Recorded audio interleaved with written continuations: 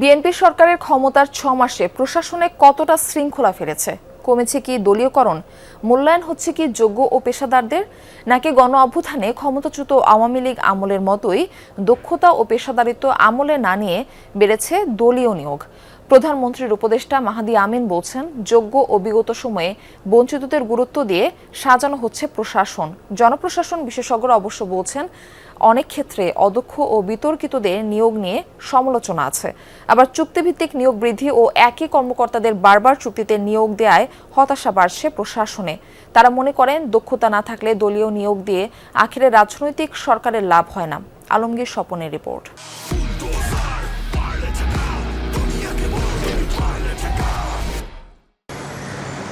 বাংলাদেশের মতো প্রশাসনে দলীয়করণের নজির খুব কমই আছে বিশ্বে। যে যায় ক্ষমতায় সেই সরকার অনেক ক্ষেত্রে দক্ষতার চেয়ে নিয়োগ পদোন্নতিতে গুরুত্ব দেয় দলীয় মতাদর্শের কর্মকর্তাদের। যে গত ২০-২৫ বছরে, শুধু ১৫-১৭ বছরে না, আমলাতন্ত্রটা সাংঘাতিকভাবে ৩টা ভাগে বিভাজিত হয়েছে। একটা আওয়ামী লীগ, একটা বিএনপি, একটা জামাত। এই ধরনের নিয়োগ দেওয়াটা, এটা ঐতিহাসিকভাবে দেখা গেছে, এটা রাষ্ট্র ভেতর থেকে দুর্বল হয়ে যেতে থাকে।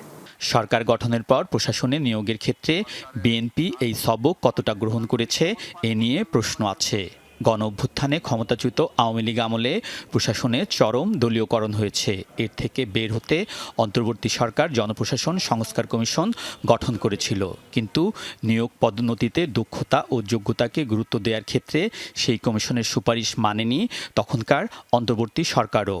দীর্ঘ অবসরে থাকা জামায়াত ও বিএনপি ঘরানার কর্মকর্তাদের বেশ কয়েকজনকে ফিরিয়ে এনে দায়িত্ব দিয়েছিল গুরুত্বপূর্ণ সব মন্ত্রণালয়ে। সেই ধারাবাহিকতা বিএনপিও রক্ষা করছে।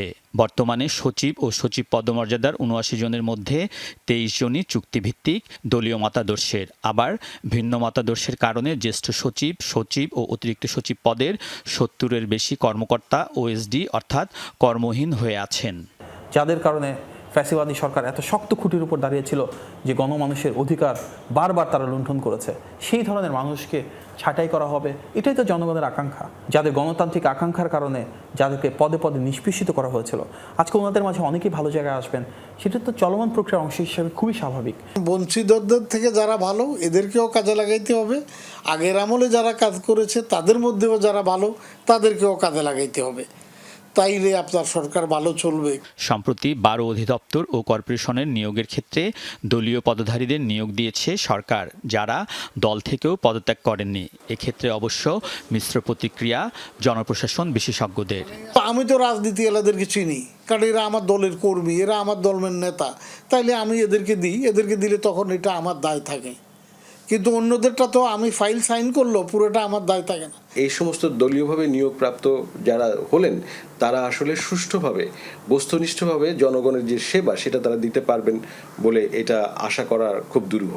মার্কিন যুক্তরাষ্ট্রে ১৮২৯ সালে প্রেসিডেন্ট অ্যান্ড্রু জ্যাকসনের আমলে গৃহীত নীতি অনুযায়ী যখন যে দল সরকার পরিচালনা করবে, প্রশাসনে থাকবে তাদের দলীয় কর্মকর্তা। তবে ১৮৮৩ ও ১৯৭৮ সালে ২ দফা সংশোধনের মাধ্যমে এই অবস্থান থেকে সরে আসে মার্কিন সরকার। জিমি কার্টারের আমলের প্রশাসনে নিয়োগের ক্ষেত্রে ৬৫% মেধা ও ৩৫% দলীয় নিয়োগের বিধান করে দেশটি। বাংলাদেশের ক্ষেত্রে ক্ষমতাসীনরা এই উদাহরণ দিলেও বিশেষজ্ঞরা বলছেন, এক্ষেত্রে দুই দেশের প্রেক্ষাপট ভিন্ন।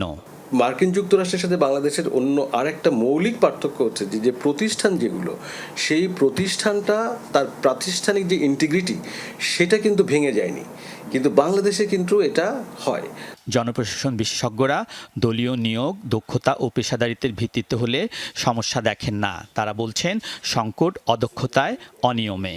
যে দলটা সরকার গঠন করে বা সরকারে আসে, তারা তাদের এক ধরনের তাদের সমর্থক সরকারি কর্মকর্তা খোঁজার চেষ্টা করেন।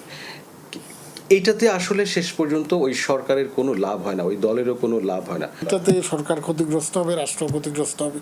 তার জলজান্ত উদাহরণ আওয়ামী লীগ, বা ২০০৬-এ যে মনে করেন বিএনপি চলে গেলে, ওনারা যদি তখন দলীয় বিবেচনায় দিয়ে থাকেন, তারা কি রক্ষা করতে পারছে? সামনের দিনগুলোতে ওনাদের পারফরমেন্স পর্যালোচনা করা হবে এবং স্ব স্বীকৃতি এবং কৃতিত্বের মাধ্যমে যারা ভাষ্য হয়ে উঠবেন, ওনারা ভালো করবেন, সেটা আমাদের প্রত্যাশা রইল। প্রধানমন্ত্রীর উপদেষ্টা দাবি করেন, প্রশাসন আগের চেয়ে নিরপেক্ষভাবে কাজ করছে, সেবা প্রদানের ক্ষেত্রে দলীয় দৃষ্টিভঙ্গি প্রাধান্য পাচ্ছে না। আলমগীর স্বপন, যমুনা নিউজ, ঢাকা।